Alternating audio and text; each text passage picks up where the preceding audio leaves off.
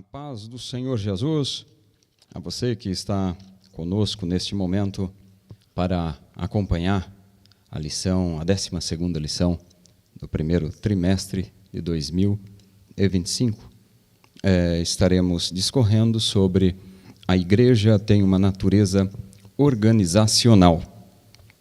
Durante o estudo desse trimestre, estamos finalizando em defesa da fé cristã, mais uma lição, mais um domingo posterior a esse, já encerraremos o nosso estudo. E hoje dando ênfase para a questão da natureza organizacional da igreja. Quero orar com você para que o Senhor nos abençoe neste momento. Senhor nosso Deus e Pai, em o nome de Jesus, estamos aqui reunidos para juntos discorrermos sobre esse tema e aprendermos um pouco mais da Tua Palavra. Peço a bênção de Deus para o meu irmão, para a minha irmã, para todos que estão conosco neste momento, Senhor. Que a Tua presença gloriosa esteja entre nós, para que possamos entender e compreender bem a Tua Palavra e guardá-la em nosso coração para não pecarmos contra Ti. Abençoa a família, abençoa as casas, abençoa as vidas, Senhor. Abençoa o Teu povo. Oramos em nome de Jesus. Amém. Muito bem. Nós iniciamos o assunto, 12ª lição, pelo texto áureo. Vamos lá no texto áureo da nossa lição, que está registrado na epístola de Paulo a Tito, no capítulo 1, versículo 5.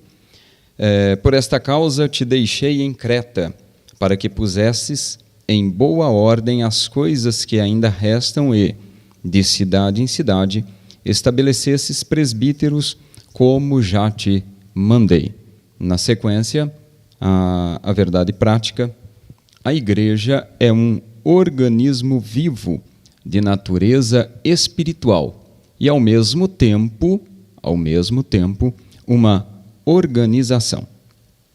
Muito bem, a leitura bíblica em classe está registrada também na mesma epístola, Tito, capítulo 1, versos 1 a 9. Paulo, servo de Deus e apóstolo de Jesus Cristo, segundo a fé dos eleitos de Deus e o conhecimento da verdade que é segundo a piedade, em esperança da vida eterna, a qual Deus, que não pode mentir, prometeu antes dos tempos dos séculos, mas a seu tempo manifestou a sua palavra pela pregação que me foi confiada, segundo o mandamento de Deus, nosso Salvador. A Tito, meu verdadeiro filho, segundo a fé comum, graça, misericórdia e paz da parte de Deus Pai e da parte do Senhor Jesus Cristo, nosso Salvador. Versículo 5. Por esta causa te deixei em Creta, para que pusesses em boa ordem as coisas que ainda restam e, de cidade em cidade, estabelecesses presbíteros como já te mandei.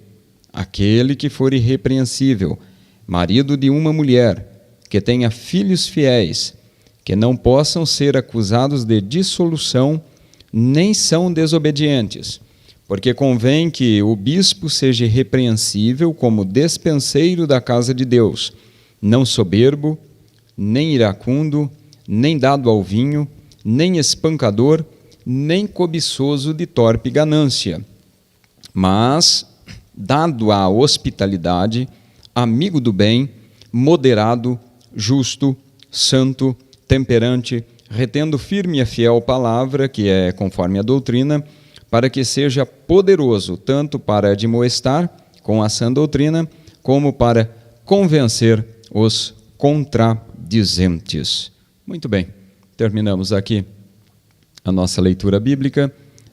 Vamos para o próximo passo, que é a palavra-chave do nosso estudo. A palavra-chave é a organização.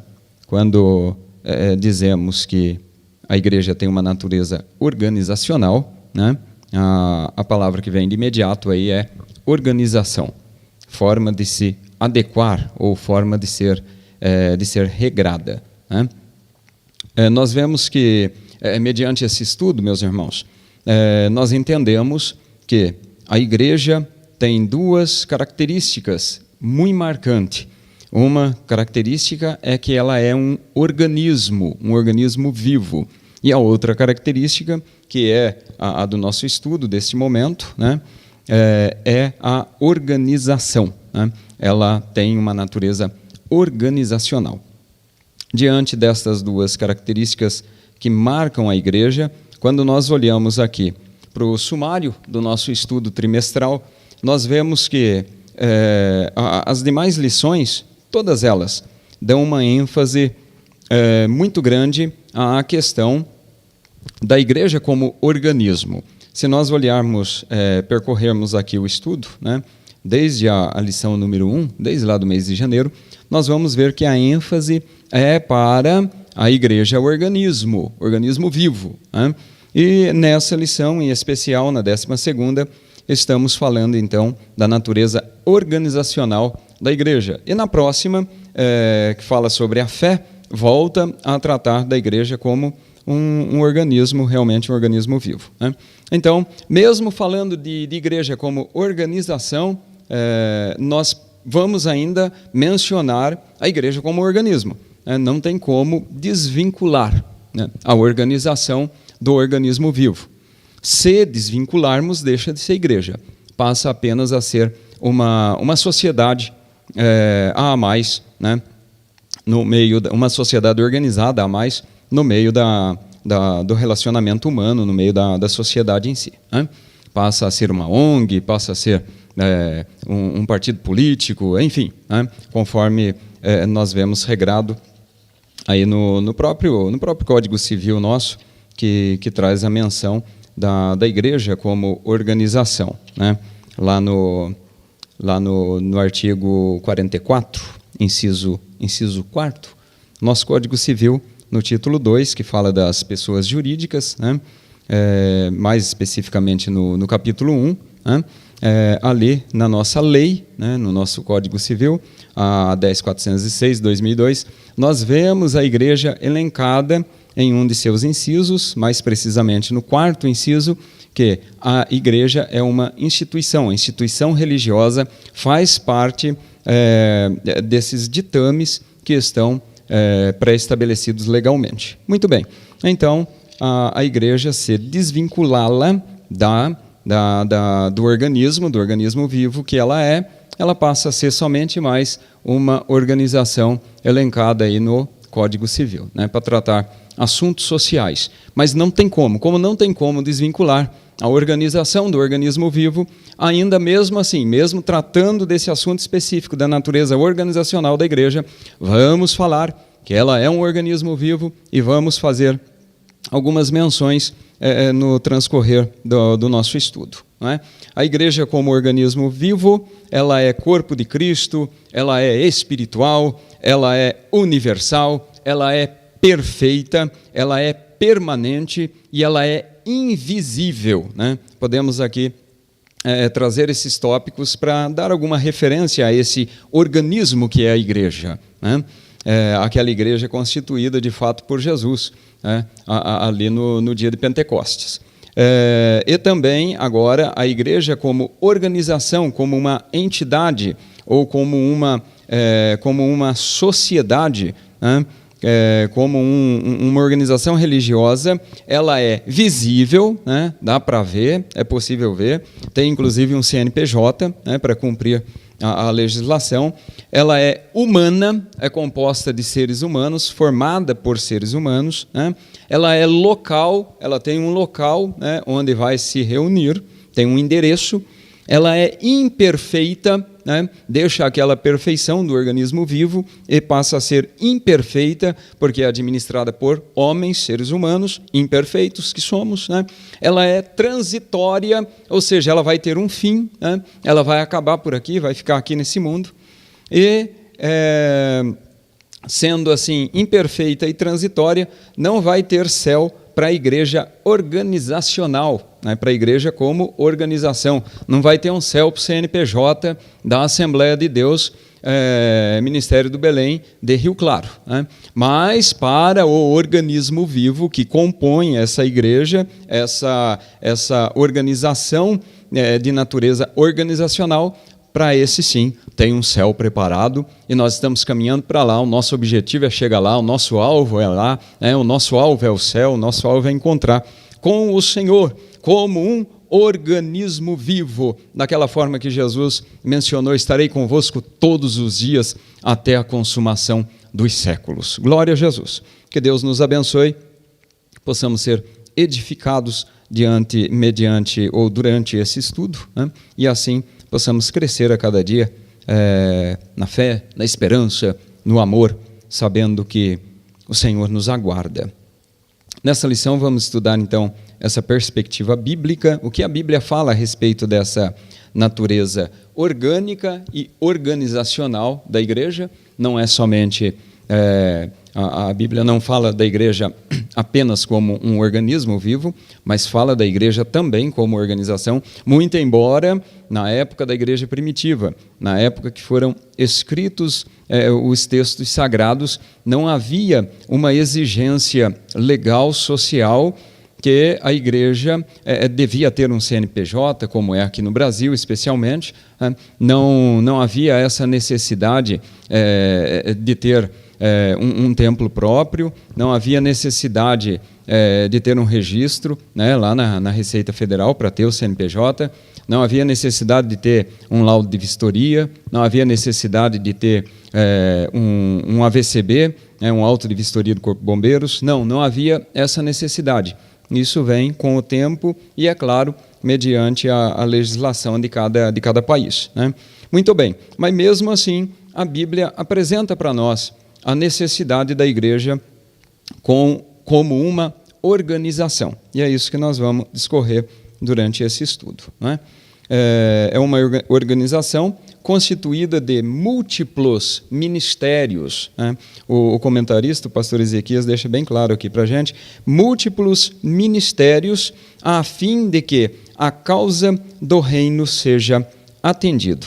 Teremos, então, oportunidade de refletir um pouquinho sobre esse contexto, onde ainda muitos tentam negar a importância da questão organizacional da igreja.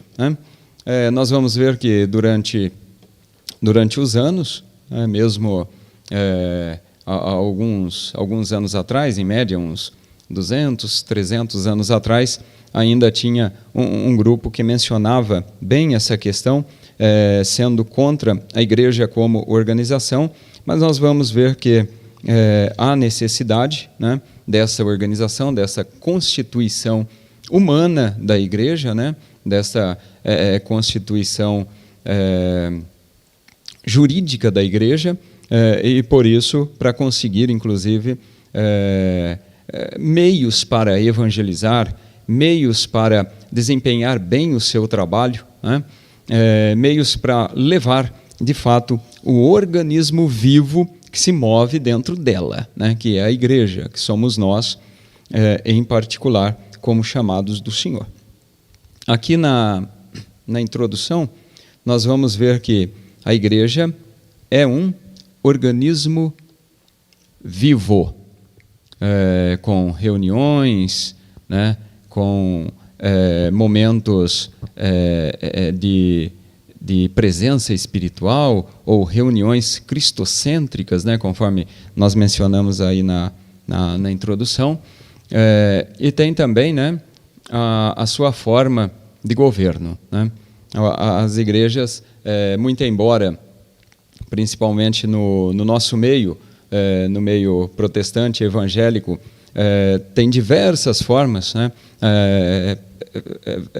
tem várias linhas diferentes, vamos usar essa expressão, linhas diferentes para a sua administração eclesiástica.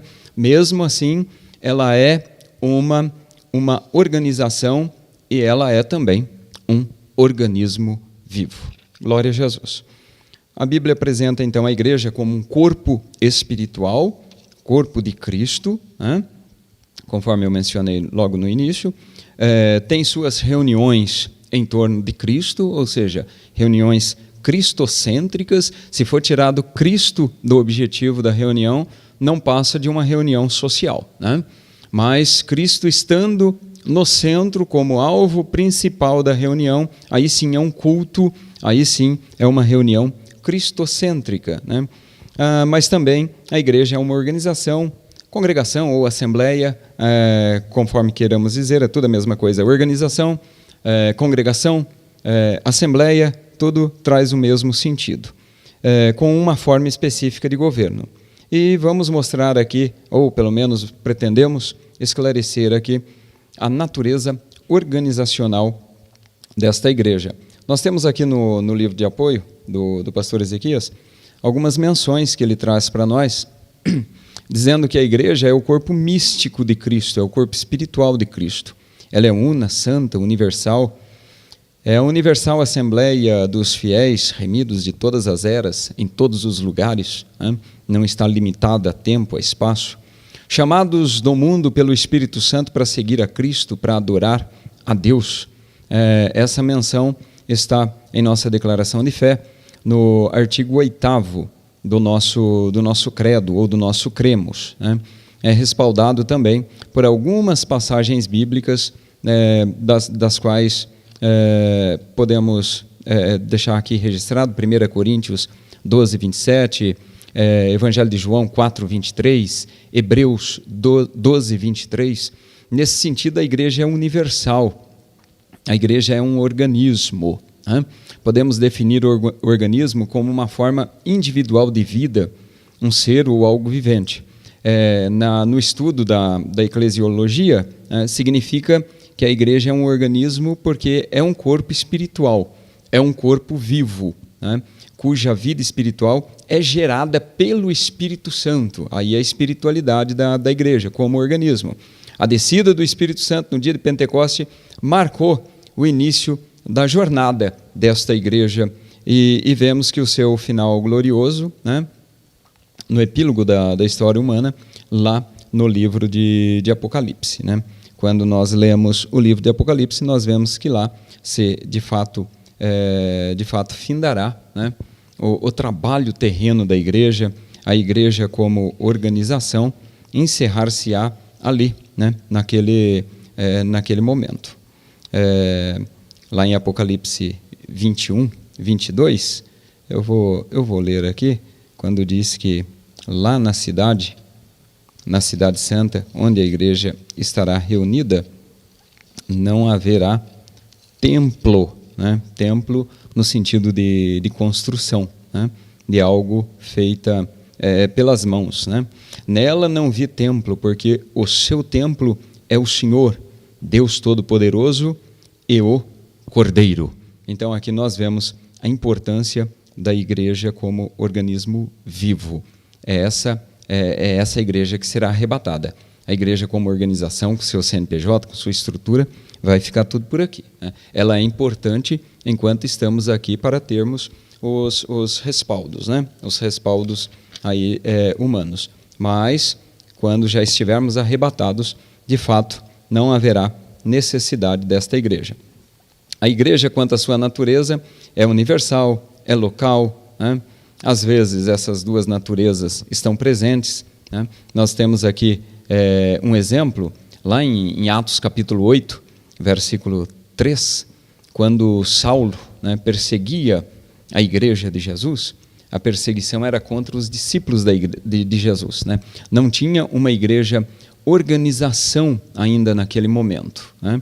Os irmãos se reuniam em casas, ou até mesmo nos templos judaicos, né, nas sinagogas, mas a perseguição de Saulo era realmente contra as comunidades, era exatamente por estarem levando para ele seria uma nova doutrina, um novo evangelho, uma nova forma de pensar, né?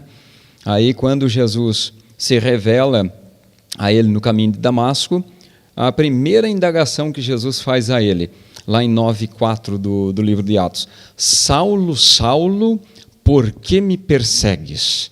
Jesus já deixa bem claro para Saulo: você não está perseguindo uma organização, você não está perseguindo homens, você está perseguindo a mim. Aí quando Saulo escuta a voz, a primeira pergunta dele, né? um tanto atônito, vem aqui ele dizendo assim, quem que está falando? Quem é o Senhor? Né? E aí Jesus responde para ele, eu sou Jesus, no versículo 5, 9, Atos 9, versículo 5, eu sou Jesus a quem você persegue. Olha que profundidade, né? Jesus deixa bem claro para ele, você está perseguindo um organismo vivo, glória a Jesus. Eu sou Jesus a quem tu persegues. E aí ele dá ali a orientação para Saulo, né?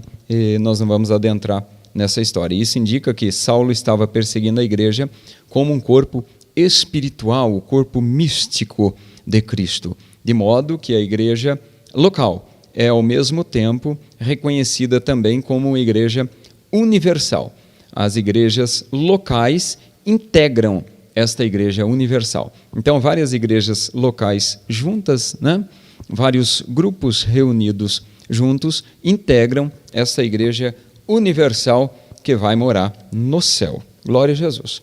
Então, aqui nós temos também um assunto a respeito desse termo igreja, na sua origem. Na eclesiologia, trazemos literalmente aqui a palavra eclésia, ela significa chamado para fora. Então, igreja vem desse termo, eclésia, né? Ou eclesia, né? Chamado para fora. Vem do verbo ekaleo, que é chamar, convocar, né? E nós vemos essas menções na tradução da Septuaginta, né? O substantivo eclesia aparece 115 vezes. Aqui tem uma menção que é interessante, quem gosta de anotar, 115 vezes no Novo Testamento. Então temos igreja 115 vezes no Novo Testamento. E apenas 5 vezes esse termo no original não traz o sentido exatamente de igreja, né? Nessas passagens traz o sentido de ajuntamento, tá? Não no sentido de igreja devidamente estruturada ou igreja como organismo, mas só no sentido de ajuntamento, de assembleia, né?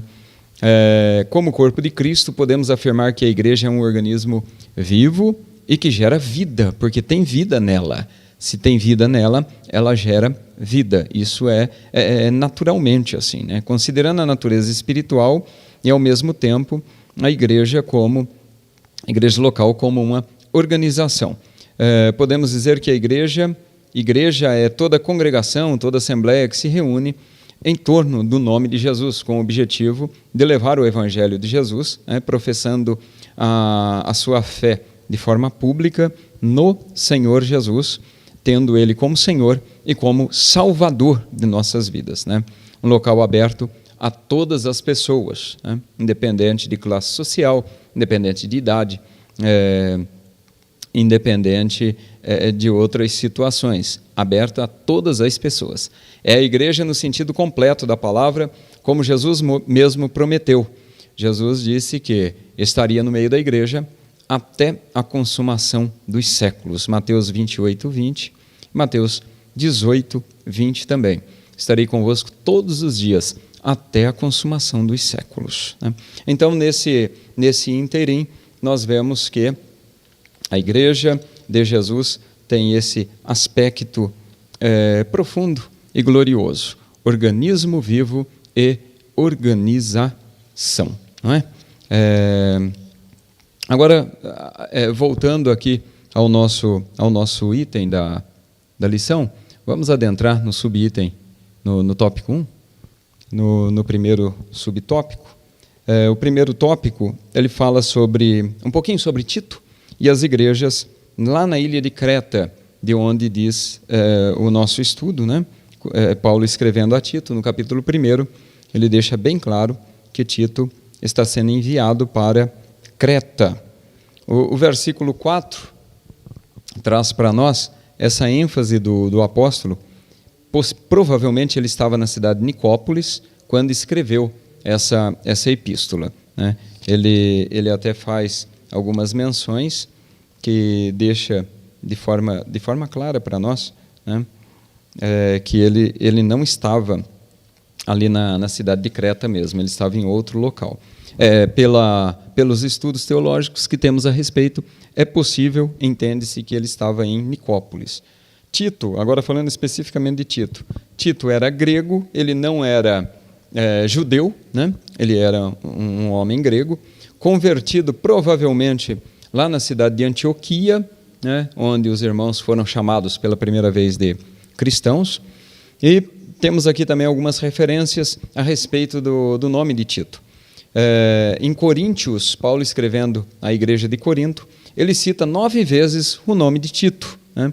Ele escrevendo aos irmãos da Galácia, aos Gálatas, ele cita 2 vezes Tito. E escrevendo uma epístola pastoral a Timóteo, ele cita também uma vez o nome de Tito, né? E é claro, daí na própria epístola de Tito, Paulo faz várias menções a este homem de Deus, né, que se converteu e era um grande amigo de Paulo, né, um grande companheiro de Paulo. Viajou com Paulo, possivelmente ele se tornou pastor de Creta ali, conforme disse aqui para nós o próximo tópico. Deixa eu voltar aqui. O pastor de Creta, possivelmente ele trabalhou com Paulo, ele ficou, né, trabalhando com Paulo durante um bom tempo, e a sua estadia, ou o seu pastorado ali na cidade de Creta, na ilha de Creta, foi entre a primeira e a segunda prisão de Paulo em Roma, né, no intervalo dessas 2 prisões. Possivelmente, nesse período, Paulo ali dá posse a ele, orienta ele, né, e daí deixa esse escrito para ele, né? Eu te deixei, por esta causa te deixei em Creta, para pôr em boa ordem as coisas que ainda restam. Ou seja, eles já estavam fazendo, já tinham iniciado um trabalho ali, né? E restava-se ainda outras coisas, né? E de cidade em cidade estabelecesse presbíteros, como já te mandei. Paulo já tinha dado ali uma prévia orientação a Tito, antes desse escrito, né? Antes desta palavra, antes dessa epístola, né? E nós vemos que, diante disso, Paulo vem reforçar através da forma escrita, não apenas da verbal, né? Mas através da forma escrita, a importância do trabalho dele como pastor, né? Então nós temos aqui, provavelmente, né, Tito trabalhando ali com Paulo e sendo ali constituído como pastor, neste período aí entre sua primeira e segunda prisão em Roma. O que era Creta? Creta era um conjunto de cidades, né? Uma ilha, mais especificamente, que em 67, no ano 67 da era cristã, Roma anexou a seu próprio império, né? Ali no norte da África, hoje ali na região da Líbia, né? Então, Creta ficava ali estabelecida, e a situação espiritual de Creta era bastante desanimadora, nos dias aqui o estudo, né? A igreja estava desorganizada. No capítulo 2 da epístola de Paulo a Tito, nós vemos bem essa questão. Tem menção de que a cidade, né, de que o local era formado por pessoas preguiçosas, havia glutonarias, havia mentiras, muitas mentiras, maldades, havia muita divisão no meio deles, né? E isso refletia de forma muito forte dentro da igreja como organização, né? E também aquele grupo de judaizantes que vinham pregar a lei mosaica, que para se converter a Cristo, que para ter a salvação, ou melhor, para ter a salvação não bastava se converter e professar a fé em Cristo, deveria também cumprir a lei de Moisés. Ainda tinha esse grupo de judaizantes para complicar o relacionamento, ou o bom relacionamento social, né, espiritual, fraternal, ali entre os irmãos naquele grupo. Então, esta cidade, ou este local, ou esta região, era uma região bastante difícil, né? Vamos dizer assim, a questão do perfil, da ética das pessoas, era assim um pouco contaminado, um pouco conturbado, e isso refletia de forma negativa na igreja. E aí Paulo vem e dá essa orientação para Tito. A igreja está desorganizada, o comportamento daqueles crentes, né, não é dos melhores. Capítulo 2, nós vemos isso bem claramente. O relaxamento espiritual era resultado daquele problema social que havia na região. Outro problema eram os judaizantes também, que provocavam divisões, né? E aí Tito vem ali realmente para aquela região, para aquela cidade, para aquele local, para aquela ilha, para ajudar a igreja a crescer na fé e na palavra. Tito como um homem de Deus, que Paulo traça aqui, que você deve estabelecer presbíteros, e olha, os presbíteros ou bispos devem ser assim, irrepreensíveis, como dispenseiro da casa de Deus, não pode ser soberbo, iracundo, nem dado ao vinho, nem espancador, nem cobiçoso de torpe ganância. Então, Tito poderia traçar esse perfil para o chamado de homens de Deus, porque ele próprio dava exemplo, ou ele deveria dar o exemplo, né? E nós vemos Paulo a todo momento trazendo boa referência a Tito. Então sabemos que era de fato um homem de Deus, um chamado de Deus, um homem chamado por Deus para fazer aquele trabalho pastoral na região de Creta. E além disso tudo, de ajudar as igrejas a crescer na fé, a crescer na palavra, ele também estava ali para pôr em ordem as coisas que ainda restavam, conforme diz o versículo 5 que nós lemos. Além disso, ele deveria estabelecer presbíteros nas outras cidades ali da redondeza, da região. Ele deveria também silenciar aqueles falsos mestres que estavam perturbando os irmãos que estavam se convertendo, as pessoas que estavam se convertendo, buscando a palavra de Deus, vindo para o meio da igreja, né? Ele deveria ensinar sã doutrina para aqueles novos convertidos. Ele deveria orientar a todos, homens, mulheres, anciãos, né? Jovens, velhos. Paulo, escrevendo dos versículos 2 ao versículo 6 do capítulo 2, ele deixa bem claro, oriente a todos, né? A orientação é de forma conjunta, né? Para todos eles precisam dessas orientações, e a igreja precisa de uma boa ordem, Tito, e você tem capacidade para isso, não é? Então, finalizando aqui o primeiro tópico, a sinopse do estudo, nos diz assim: o apóstolo Paulo colocou Tito como pastor em Creta para cuidar das demandas organizacionais da igreja. Percebemos então claramente que esse problema social refletia dentro da igreja e deveria ser corrigido o mais rápido possível. Aí a igreja como organização, né? A igreja, além do organismo vivo, agora aqui é a organização, pôr em ordem as coisas. Muito bem.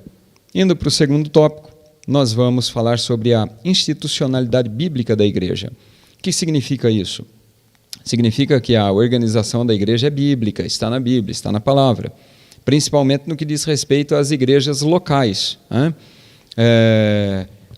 Quando Paulo dá essa ordem para Tito, estabeleça presbíteros de cidade em cidade. Olha lá, né? Aqui vemos a importância da institucionalidade da igreja. E também te coloquei, Tito, para que você ponha as coisas restantes em ordem, repetindo o versículo 5, que deixa aqui para a gente de forma bem clara a importância dessa estrutura organizacional, né?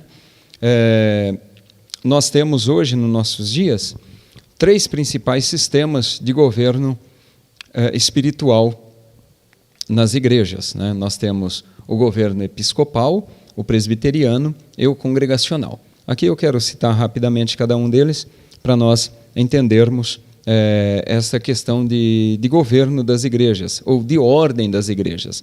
No sistema episcopal, a autoridade espiritual é delegada por Deus a um bispo, né, ou a uma ordem de bispos, como é o modelo papal, né? No sistema presbiteriano, essa autoridade regional é dada aos presbíteros, eles que dão os nortes da igreja, né? e a autoridade nacional é dada aos concílios. E no sistema congregacional, a autoridade é local. Não existe uma autoridade oficial fora, congregacional é próprio local, o pastor que determina as regras ali. Nessas três formas de governo, todas elas têm as suas variações, né? Os episcopais acreditam que Tiago, por exemplo, exercia uma autoridade de bispo, porque parece que no versículo de Atos 15, 13, dá a impressão que Tiago está na frente, determinando, dando ordens, né? Quando ele diz assim, irmãos, ouçam o que eu tenho a dizer. Então, o modelo episcopal diz aqui que Tiago exerce essa autoridade de bispo, né? No modelo presbiteriano, Tiago é interpretado como um moderador, alguém que está ali para intermediar, para acertar as questões, né? Porque depois ele escreve, depois do concílio ele escreve assim, pareceu bem ao Espírito Santo e a nós, né? Então vem a interpretação presbiteriana, né? Ele é visto como um moderador, né? Ele não diz assim que pareceu bem a mim, Tiago, e ao Espírito Santo, ele fala a nós, né? Todos de forma conjunta. E daí também, no modelo eclesiástico, que é o último modelo que nós temos aqui, é o modelo que parece se identificar mais com aquele aplicado por Paulo e Barnabé. Nós temos, então, eles veem nesse modelo congregacional, né? Vem Tiago como um pastor de uma igreja local, ou seja, naquele momento da igreja ali de Jerusalém, né? O exemplo dessas diversas interpretações, nenhum desses sistemas é definitivo, né? Nós não determinamos assim, esse é o certo, esse é o errado. Há vários pontos de intersecção em todos eles, né? E não há no Novo Testamento, quando a gente pega aqui a instituição da igreja, não há uma forma dogmática. A igreja tem que ser uma dessas três formas. Não há esse modelo dogmático servindo de regra fixa na nossa interpretação, né, para um governo eclesiástico da igreja. Muito bem.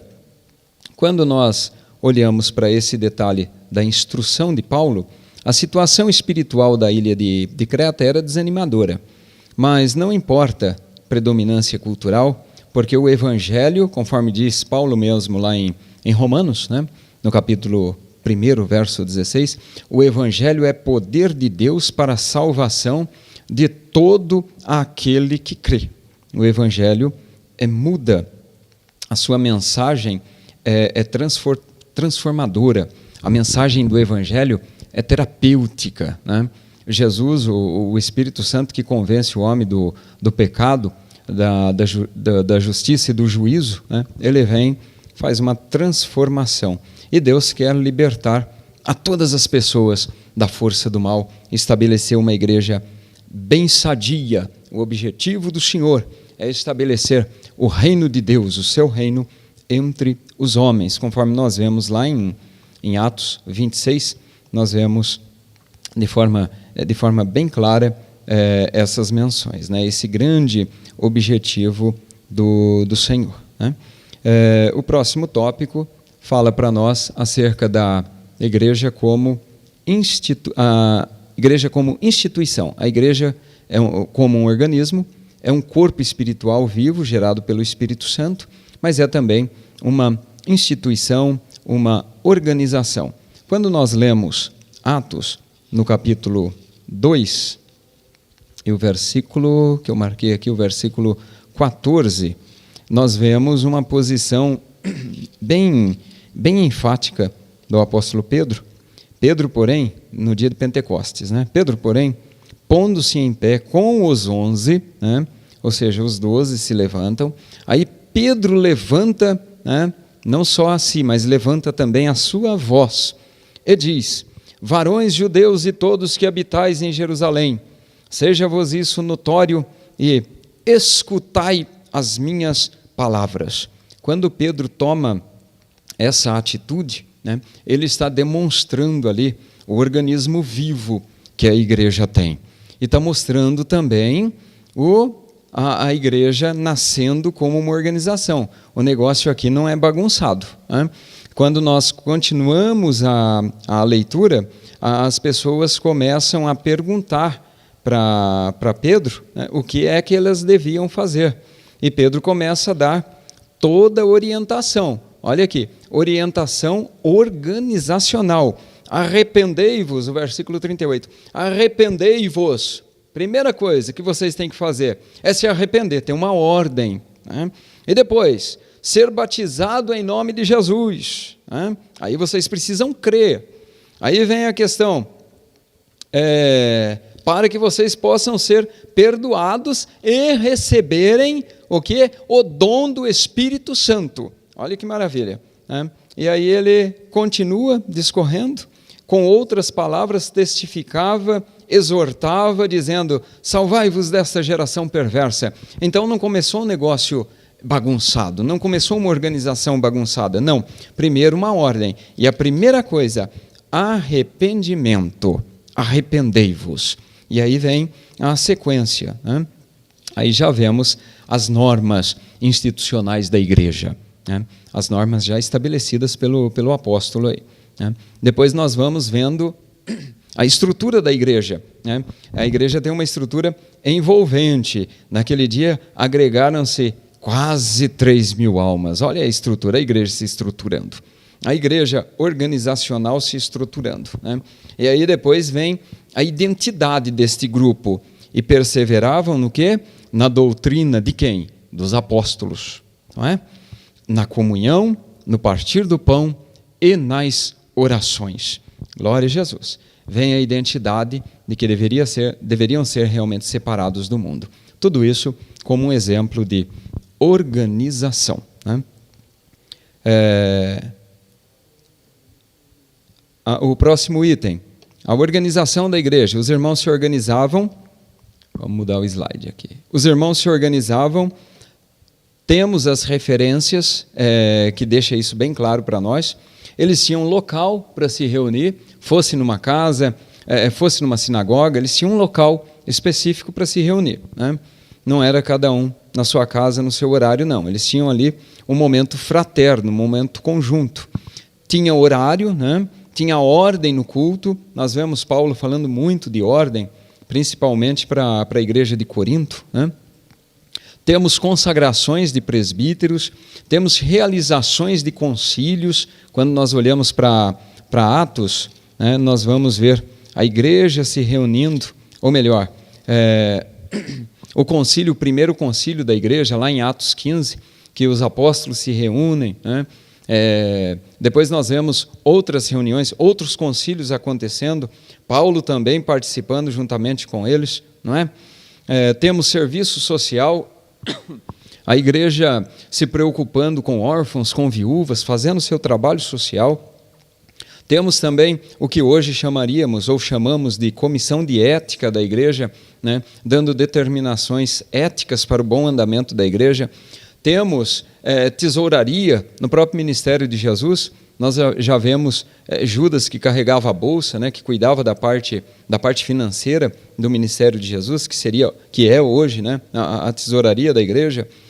Temos lá em Romanos 16, Paulo mandando uma carta que hoje nós chamamos de carta de recomendação, né? Quando Paulo escreve essa carta, ele diz, recomendo-vos, pois, Febe, nossa irmã, a qual serve na igreja que está em Cencreia, né? Então, vemos aí também um trabalho secretarial da igreja, secretaria da igreja. Finalizando, então, o nosso segundo tópico, nós podemos dizer que a igreja é uma instituição divina, que demanda uma organização institucional. Glória a Jesus. O último tópico fala sobre a questão atual. Na questão atual, vamos discorrer mais um pouquinho sobre organismo e organização. Para as atividades espirituais, há necessidade de uma organização, né? A Bíblia nos apresenta a igreja como um organismo, né, um organismo vivo, que nós já mencionamos desde o início, e também, ao mesmo tempo, uma organização. podemos tomar, marquei aqui como referência, o próprio versículo que Jesus menciona ali para os fariseus, em Mateus 22, 21, um texto bem conhecido. Dai, pois, a César o que é de César e a Deus o que é de Deus. Né? Quando nós vemos essas duas referências, Jesus faz referência ao humano e ao divino, né? Ao homem, ao César, imperador aqui, e a Deus no sentido espiritual, não é? O próximo tópico vai falar sobre a experiência pentecostal. O movimento pentecostal moderno surgiu num contexto antidenominacionista, né, contra a institucionalidade da igreja. Quando fazemos esta menção, foi o que eu mencionei, né, que o movimento pentecostal, ali no século XVIII, século XIX, né, iniciando, nós vemos essa posição antidenominacionista de muitos reformadores, de muitos pastores que fizeram parte do movimento, né? Nós vemos temos aqui alguns exemplos, né, que deixa bem clara essa questão para nós. Os primeiros pentecostais modernos, né, por exemplo, o movimento Holiness, também conhecido como movimento de santidade, era contra essa organização da igreja como instituição, né? Eles pensavam o movimento independente do local ou da igreja local. O movimento deveria ser pentecostal, não precisa ter uma organização, não é? Eles pensavam assim, muitos deles pensavam assim. Temos também Charles Parham, que com 20 anos de idade assumiu o pastorado de uma igreja, né, em Kansas, mas quando foi no finalzinho do século XVIII, começo do século XIX, ele entrega a igreja, entrega essa licença dele de pastor, né, deixa a denominação para sempre, né, e se tornou um itinerante até o final do seu ministério. Então aqui nós estamos dando exemplo que o movimento pentecostal surgiu com uma mentalidade, com uma visão contra a igreja, né? Um parecer contrário à igreja como organização, né? Ou instituição. E aí vamos ver o que aconteceu depois dessas etapas. Nessa época, haviam muitos grupos religiosos que eram organizados, que começaram a se posicionar e a pressionar e até mesmo a perseguir o movimento pentecostal que estava surgindo, com base lá na igreja primitiva, né? Então, se a igreja como instituição começa a perseguir, aí vem esses homens com esta visão, dizendo, nós estamos fazendo algo que é de Deus, então a gente não precisa ficar vinculado a essa organização. Por isso que eles têm essa mentalidade. Mas nós vamos ver que com o tempo o movimento pentecostal começa a crescer tanto, né, que é necessário se organizar. E voltam a ser novamente instituição, né? É o nosso terceiro tópico. E aí nós temos como referência, agora, no século XX, 1914, alguns pioneiros entenderam que tinha chegado a hora de rever esse sentimento aí antidenominacionista de Parham, né, e de outros líderes que haviam entre os pentecostais do movimento de santidade. Por isso, para evitar até um crescimento desorganizado, né, ou desordenado, né? Por isso eles começam a se organizar para instituir a igreja. Aí surge a igreja pentecostal devidamente organizada como instituição. A primeira referência que nós temos foi o Concílio das Assembleias de Deus nos Estados Unidos, né, lá na América do Norte. E daí, diante disso, não foi diferente no Brasil. No Brasil nós já tínhamos aqui Daniel Berg e Gunnar Wingren, né, com o movimento pentecostal, movimento de fé, né, assim como era designado, né. Nós vemos a missão de fé apostólica, né. Eles já estavam né, em um bom avanço aqui no Brasil, desde 1911, né, quando eles chegam ali, finalzinho de 1910 no país, mais precisamente no começo do ano, eles começam a missão de fé apostólica, ali em maio de 1911, né, e começam a estabelecer, e a igreja começa a crescer, a igreja começa a tomar dimensão, a igreja começa a se expandir, né? E diante dessa expansão da igreja, né, desse movimento pentecostal, diante do concílio que é feito em 1914 nos Estados Unidos, quando 1930, aqui no Brasil, é criada então a CGADB, que é a Convenção Geral das Assembleias de Deus, né, a qual nosso ministério é vinculado a ele, né. E depois, na sequência, a igreja vem se estruturando ao longo do país, né, ao longo em todos os estados, a igreja já tinha crescido bastante, e a igreja, falando especificamente da nossa igreja Assembleia de Deus, ela não para de crescer. Como um organismo vivo, ela continua crescendo, levando vidas, almas para o reino do Senhor. Muito bem. Nossa próxima etapa é a sinopse do terceiro tópico nosso, né? Falando aí realmente sobre essas questões atuais, né? A sinopse diz que o organismo e a organização não são excludentes, um não exclui o outro, mas são necessárias, ambos, né? Os dois, organismo vivo e organização ou instituição devidamente organizada, né, são necessárias para a missão da igreja, para a igreja levar a palavra, para a igreja continuar com o trabalho que foi de fato instituído por Jesus, não é?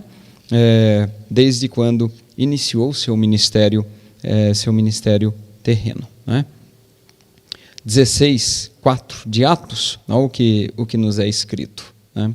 Segunda viagem missionária de Paulo. Silas e Timóteo estão acompanhando ele. O versículo começa assim: e quando iam passando pelas cidades, na viagem missionária, lhes entregavam aos irmãos que ali ficavam, para serem observados. O que é que eles entregavam? Decretos que haviam sido estabelecidos pelos apóstolos e pelos anciãos em Jerusalém. Olha que maravilha. De sorte que as igrejas eram confirmadas na fé e cada dia cresciam em número. Então nós vemos nesses dois versículos aqui, Atos 16, versículo 4 e 5, a confirmação da necessidade organizacional e institucional da igreja. Muito bem. A conclusão nos diz que a igreja é o povo de Deus, da nova aliança. Esse ponto de vista é espiritual, é a igreja como organismo vivo, aquela igreja corpo de Cristo, espiritual, universal, perfeita, permanente, invisível. Glória a Jesus, conforme o apóstolo Pedro registra na sua primeira epístola de Pedro, no capítulo 2 e no versículo 11, nós vamos ver que Pedro deixa claro aqui para nós, 1 Pedro 2, 11. Amados, peço-vos, como a peregrinos e forasteiros, né? Vocês não são deste mundo, nós não somos deste mundo, que vos abstenhais das concupiscências carnais que combatem contra a alma. Olha que profundidade este versículo, né? Esta igreja, como organismo vivo, precisa cumprir uma missão: evangelizar, ensinar, prestar serviço social, e isto seria impossível sem ela ter uma estrutura organizacional, conforme o versículo que eu li, que de cidade em cidade eles iam entregando os decretos, né, estabelecidos pela igreja de Jerusalém, Atos 16, verso 4. Glória a Jesus, chegamos ao final do nosso estudo. Agradeço a você por sua participação, por seu companheirismo neste momento virtual. Que Deus te abençoe ricamente em Cristo, abençoe sua família, abençoe a tua vida profissional, abençoe o teu trabalho e você dê muito fruto para a obra de Deus e vamos a cada dia nos preparando para ir morar no céu, porque a igreja como instituição ficará aqui, mas a igreja como organismo vivo subirá para morar logo ali. Um dia nós estaremos para sempre com o Senhor. Participe conosco, domingo à noite, grande culto da família, culto de louvor e adoração ao Senhor na nossa igreja, no nosso templo sede e em todas as nossas congregações. Quero orar por você e pedir a bênção do Senhor. Pai nosso, te damos graças neste momento por termos passado aqui, Senhor, esses minutos juntos para ouvirmos a Tua palavra, aprendermos um pouco mais da Tua palavra, aprender um pouco mais com o Senhor. Ajuda-nos, dai-nos entendimento, dai-nos a cada dia do Teu Espírito e para que a chama do Senhor arda a cada momento, a cada dia em nosso coração, para sermos este organismo vivo, cheio do poder do Espírito Santo, levando a Tua palavra e ganhando almas para Jesus. Oramos e te damos graças, Pai, em nome de Jesus. Amém. Deus te abençoe em Cristo Jesus.